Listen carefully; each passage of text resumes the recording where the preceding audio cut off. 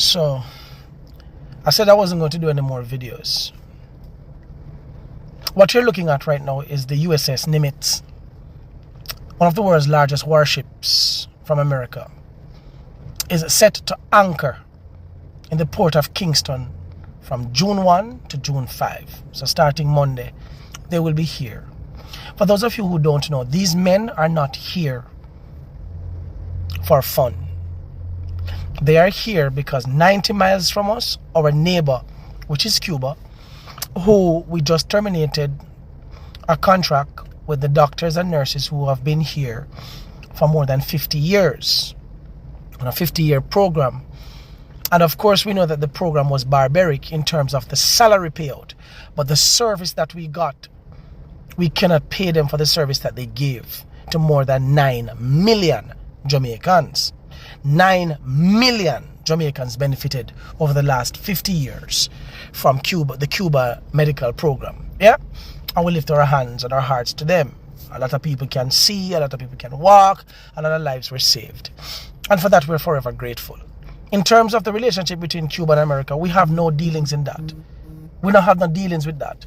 And Jamaica should have never got themselves involved in that. What we should have done, yeah, is to make sure that we are not an enabler of America to pretty much fire on our neighbor. Now, this is being registered by Iran, by China, by Russia, and all the other allies of Cuba. Now, if America fires on Cuba from here, chances are Cuba has over 300 suicide drones. Suicide drones. At least, because let me tell you something about war. The enemy think oftentimes that it knows everything about their enemy. You don't know everything about their enemy. And this is why America is still at bay when it comes to Iran. Them can't get close to Iran because look, from when them are bomb, they can't get no closer. Iran is still in control. Yeah? Now, for those of you who don't know, I don't believe in other countries who are bullies and destabilizing other people's economy and blow up people and we think that it's okay. The Caribbean region never asked for any of this. We never asked for any of this. Right?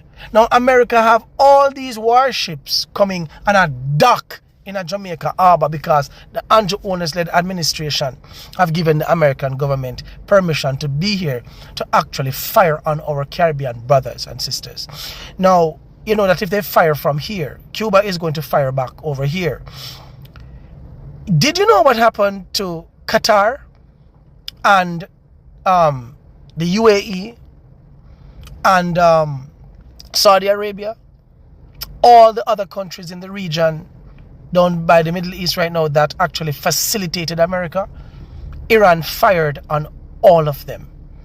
Iran fired on all of them. Russia came into the Caribbean last year and docked with a submarine, docked over by Cuba, which was Russia flexing its muscles to say, hey, America, I'm in your backyard. Now you people are busy on TikTok. I do taps and friggin' roses. You don't study geopolitics, so you don't know shit what go on. You don't have a clue who are allies from who are whatever. America allies. America allies. Allies of America literally told the US, you cannot fly in our airspace. We will not facilitate you flying in our airspace or using our bases to fire on Iran. Them said the war was illegal and America own ally turn them back and deny them access. Some of you are gonna say, then you expect country to go up against Trump or whatever. Let me tell you this. It's because we have allowed ourselves to become so licky and desperate and vulnerable that America can do whatever they please with Jamaica. You see, when I saw America giving Jamaica aid, when the CM Donald Trump actually cut off aid from every other country when he came in office, that should have been the biggest red flag. Biggest red flag. Cuba has done far much more for Jamaica than what America has done for us. Over the last 50 years, what we got from America was the CIA agents in a in a Siaga time that actually brought guns to Jamaica to destabilize our economy. We have not forgotten, America, that you have done this. And now you're flexing your muscles because the puppet that we have in Jamaica has allowed you to come there. Do you think? All I'm asking you, and I'm asking Cuba, because I'm not getting involved. My job is to make my people be aware, as their prospective leader, to make them be aware of what going on. All I'm asking you guys to do when you start this war, please do not let none of your bombs catch any of our people. Please. Do not let any of your bombs catch any of our people, because Jamaica don't even understand that Russia and China are not going to sit back and allow America to attack Cuba. Russia, China, and possibly Iran are not going to sit back and watch America bomb up Cuba. The war is literally 90 miles from us. That's nothing for missiles to reach from Cuba over to Jamaica to bomb up them ship here. But I tell you, only God will know, you know. Only God will know. You know that this ship could never go to Barbados because Mia Mottley would have never allowed it. Would have never allowed it. But the Trinidad and Tobago and Jamaica, those two prime ministers, have made a complete mess of the Caribbean and its relationships. Me say, Andrew Oles, and Governor General. See what I know. I tell them, say, children not even know in the dark. Jamaica wouldn't have a clue. Wouldn't have a clue what is this, you know? Wouldn't have a clue.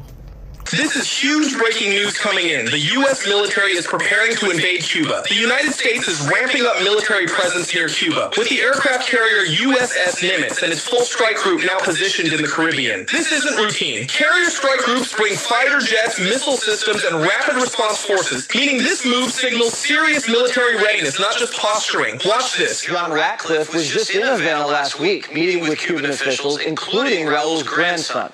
Ratcliffe gave the Cubans a do-or-die ultimatum.